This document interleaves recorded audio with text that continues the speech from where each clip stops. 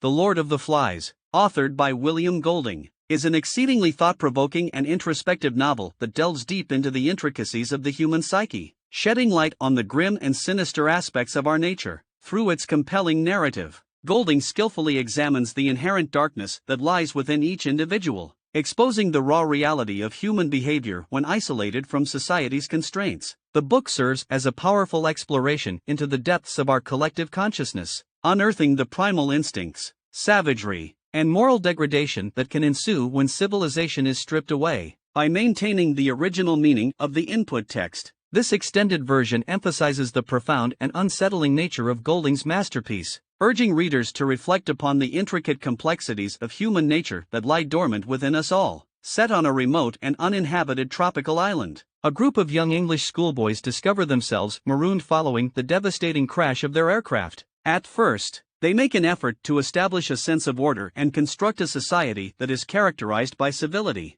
ultimately choosing a leader by the name of Ralph. Nevertheless, as the passage of time gradually erodes their optimism for being saved, the boys gradually succumb to their primal instincts, plunging into a state of utter barbarism and disorder. The novel powerfully explores the deeply ingrained wickedness that resides within every single person. As the young boys undergo a gradual erosion of their moral compass and surrender to their primordial and instinctual urges, the character of Jack embodies and symbolizes the gradual and alarming transformation into a state of savagery, as he establishes his own faction and becomes consumed by a relentless pursuit of hunting and brutality. The deepening dread and terror that consumes the young boys, stemming from their irrational belief in the existence of a fabled beast residing on the isolated island, serves as a catalyst for their gradual plunge into a state of insanity, ultimately culminating in the devastating and sorrowful outcomes resulting from their increasingly erratic and irrational behaviors. In his novel, Lord of the Flies, Golding delves into a profound exploration of various themes including power dynamics, the concept of civilization,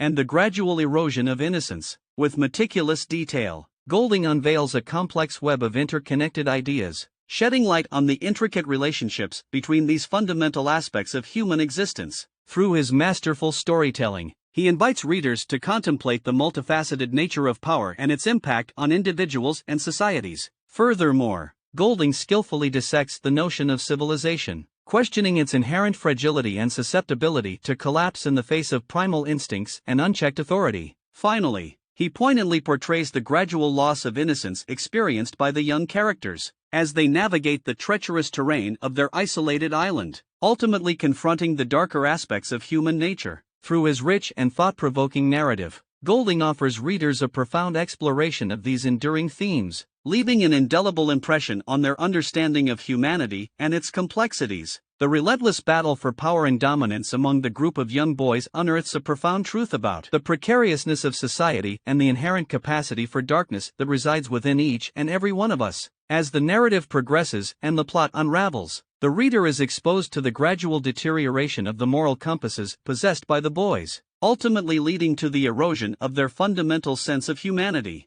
Golding's portrayal of the gradual loss of innocence in Lord of the Flies is both haunting and powerful. As the young characters find themselves stranded on the uninhabited island, they initially attempt to establish order and create a civilized society. However, as time passes and their isolation intensifies, the boys' inherent savagery begins to emerge.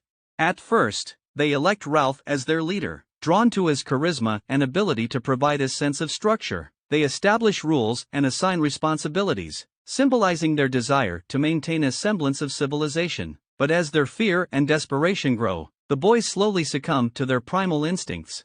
The character of Jack represents the gradual descent into savagery. Initially, he adheres to the rules and follows Ralph's lead. However, as the island's allure and the hunt for food consume him, he becomes increasingly obsessed with power and control. With the creation of his own tribe, Jack symbolizes the unchecked authority and the dark side of human nature. Golding skillfully depicts the loss of innocence through vivid imagery and symbolism. The boys' initial innocence is symbolized by their clothes, which gradually deteriorate and become tattered as they succumb to their primitive instincts. This physical deterioration mirrors their moral decay and highlights the fragility of their civilized facade.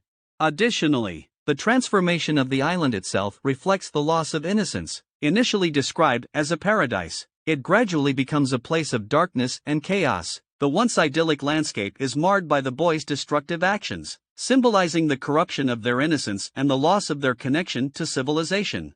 Through these narrative devices, Golding forces readers to confront the darker aspects of human nature. He challenges the belief that society inherently restrains our primal instincts, highlighting the fragility of civilization and the ease with which it can collapse. The gradual loss of innocence experienced by the young characters serves as a cautionary tale, reminding us of the potential for darkness that lies within us all.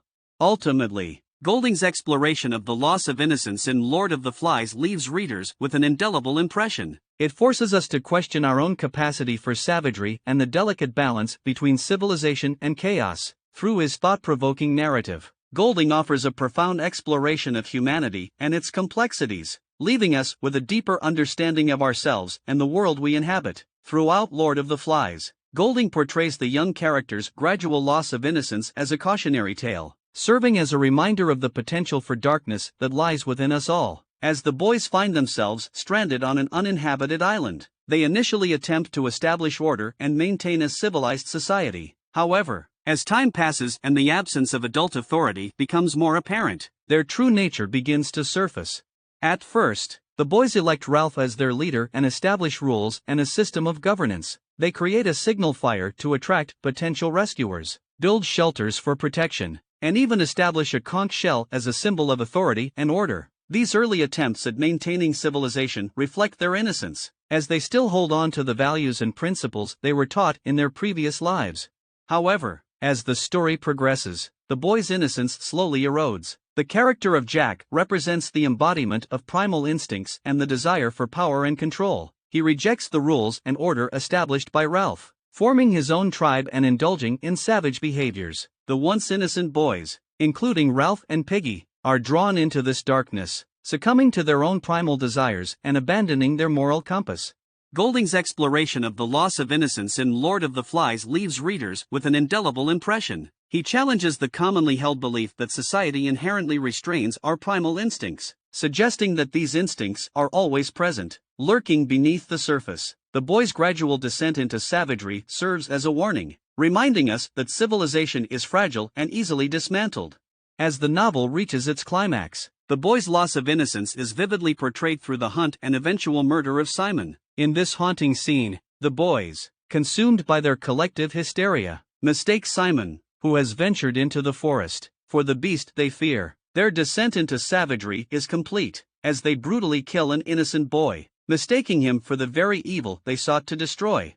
Golding's exploration of the loss of innocence in Lord of the Flies serves as a chilling reminder of the potential for darkness within us all. The novel forces us to confront the primal instincts that lie beneath the surface of our civilized society, challenging our belief in the inherent goodness of humanity. It serves as a cautionary tale, urging us to remain vigilant and aware of the fragility of civilization, as it can collapse with alarming ease. As the moon cast eerie shadows through the dense foliage, a chorus of frenzied whispers echoed through the night. The boys, their faces twisted with fear and desperation, had become mere shadows of their former selves. The island, once a paradise of innocence, had now transformed into a nightmarish realm of darkness and savagery.